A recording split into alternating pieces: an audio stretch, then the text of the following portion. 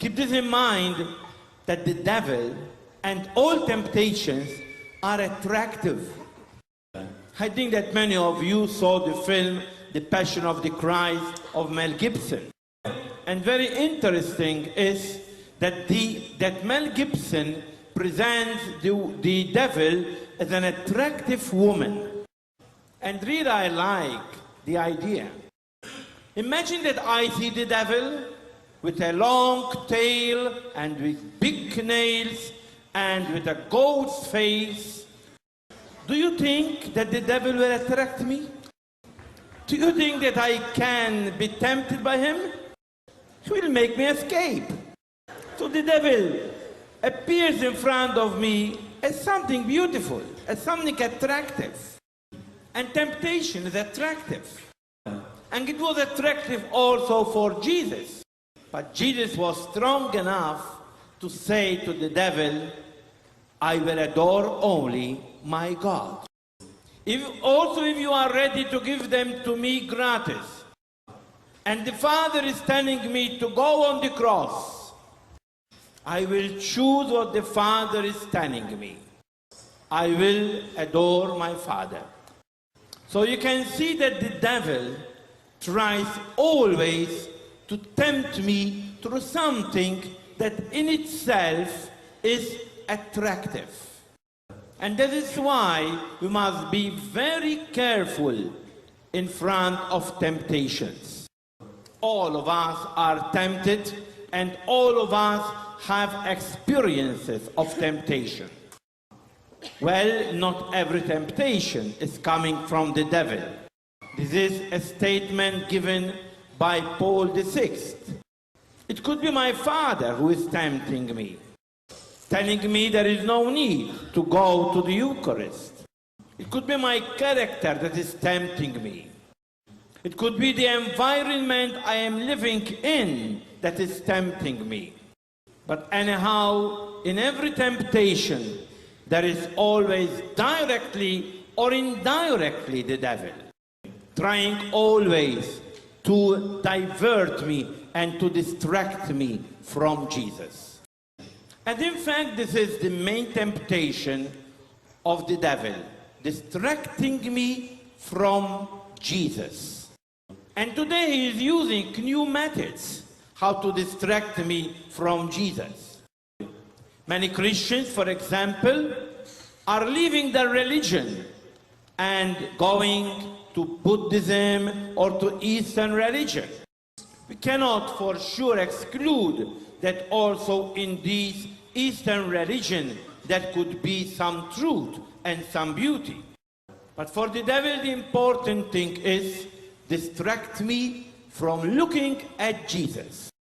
In fact, I begin to feel that now I need no more Jesus in my life, because now I found something more relaxing in my life. It is also the danger of the New Age movement. Well, many times we are distracted with the powers that are in me, so I do not need more the power of God, because I am autosufficient. And in fact, at the core of the New Age movement, there is only one thing: trying to find powers in you so that you could ignore any God that is outside you. So you can see the devil many times presents things that seem beautiful in the cover, but then going in, you will find the deception. Now keep in mind that the devil, besides tempting us, he can also use another method that is oppressing us. We all have weak areas in our personality. It could be that your weak area is jealousy, or ambition, or crave for power. It could be it is sexuality. It could be attachment to money. So it could be so many things, but for sure in every one of us there is some weak area in our personality. Now the tactic of the devil is this. He tries to let go regarding other areas, but he directs all his fight in that particular area. It could be that now that you chose Jesus as the Lord of your life, you find it easy to pray. You find it easy to frequent the sacrament. You find it easy also to serve others. You find it easy to read the Bible and live the Word of God. So you find it easy to go ahead. Only that there is a point in your life where you always fall. You feel strong in everything besides that particular point. And this point, it could be, as I already said, jealousy, or sexuality, or dependency on internet, or dependency on alcohol. Anything where you are weak. Now, being a spirit, the devil finds easily my weak area. And he directs his attack on that particular area, knowing that if he makes me fall continuously, I get discouraged. And so easily, I stop. So we must be very careful if we begin to realize that there is an oppression of the devil against me. I am not speaking about possession, because possession is more rare. Possession is when the devil occupies the body of the person. Here the devil is not occupying the body, but he is occupying an area in my personality.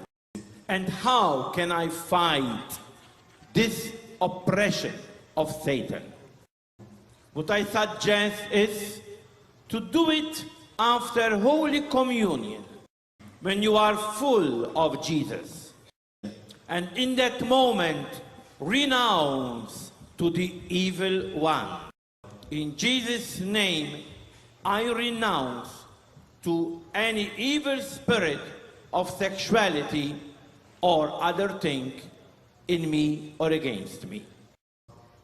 You see, we have power over the devil. Well, the devil knows that Jesus has power over him. And the devil himself declares it publicly in one of the exorcisms that Jesus did. When the devil shouted, "We know who you are, the one sent by God. Did you come to destroy us?" So very clearly, the devil is declaring Jesus as the Son of God. And in spite of everything, the devil knows that he cannot make it with Jesus. But now Jesus wants to humiliate the devil by transferring or extending this power to the 12 apostles. And in fact, once, Jesus called the 12 and he said to them, "I give you authority on every evil spirit. Go, heal the sick people, and deliver those who are being obsessed." Now the devil is humiliated because also man has power over him. As if this were not enough, Jesus extends even more this authority to the 72 disciples. You remember when the disciples returned from evangelizing, and very joyfully they said to Jesus, "Also evil spirits obey us in your name." And Jesus confirmed, "Yes, I saw Satan falling like lightning. But rejoice not that you have power over evil spirits, but rejoice because your names are being written in heaven. And still, Jesus is extending now this authority to every believer. When, before going to heaven to the Father, we find it in Mark 16:17, he says to the apostles, "Go and baptize everyone in the name of the Father, the Son, and the Holy Spirit. And these are the signs that follow those who believe. In my name they will cast out demons." So if you believe, you have the power over Satan. It is not enough to be a Christian, to be baptized. It is not enough to be a priest. It is not enough to be a bishop. I must believe. Because Jesus is very clear. These are the signs that follow those who believe. So if I am not believing, the devil knows it. And I have no power over him. But if I am believing, then the devil is frightened of us. And we have all the power to expel him. Sure, do it when it is something that refers to you. Don't dare to expel the devil from another person. That needs the authority of the church. But once you are tempted, once you are oppressed, then you have the power over the evil one who is tempting you and oppressing you. And don't be afraid to cast him out of you, especially after Holy Communion. Now the devil has many tactics, how to fight and how to win, to bring victory over us. And it's good that we try to reveal his tactics. One of the tactics is power. Remember that Lucifer, the bearer of light, became Satan, the deceiver, because he wanted power. And the devil still is offering power. All Satanism, all Spiritism, all occult, all New Age is nothing else than the devil offering power. I do not have the time to go a bit and explain these fields of the devil. Only I want to say one thing. Christians cannot live in a compromise. They cannot go, for example, to psychotronics, to fortune tellers to know their future, and then go to communion. We cannot have two belongings, a belonging to God and a belonging to the devil. We must be wise enough to see the deceptions of the evil one. Jesus gave us powerful means. We have the Eucharist. We have the sacrament of reconciliation. We have the Holy Spirit. We have Mary. We have the church. We have the blood and the name of Jesus. So we have so many powerful things and means in our hands. And these are the means that we need to use. Don't go to find other powers, because they are all powers that are offered deceitfully to us by the evil one. So you can see, this is the first weapon of the devil against us, power, offering us power. And we can see that the devil tempts also Christians through power. Many times we find divisions in our parishes, divisions in our prayer groups, divisions in the church, and at the bottom of all, there is the crave for power. A second temptation of the devil is disobedience. Precisely because the devil is disobedient, and because of disobedience that the devil became Satan. We can see disobedience very clearly in the church. Sure, the devil always presents to us disobedience as something good, and that is the deception. But where is disobedience, there is no God. Where there is disobedience, there is always the evil one. And thirdly, disunity. In John 17, we have a very important statement said by Jesus to the apostles. Jesus says, "It is from love and unity that the world will recognize that I am the one sent by the Father." So the visual aid that Jesus gave us is precisely unity. There are so many that present themselves as messiahs. But how am I going to know who is the true Messiah?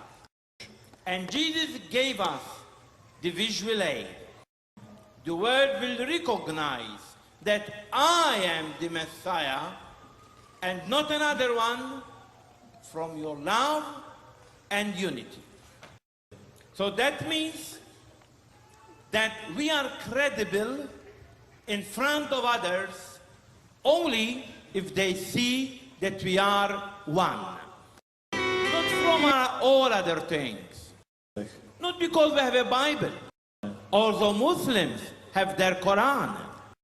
Also Hindus have their Las Vedas, the sacred books. Not because we pray. Because perhaps Buddhists pray and meditate more than we. The only thing that characterizes us is unity and love. And this means that the devil tries to do everything so that he could break this visual aid.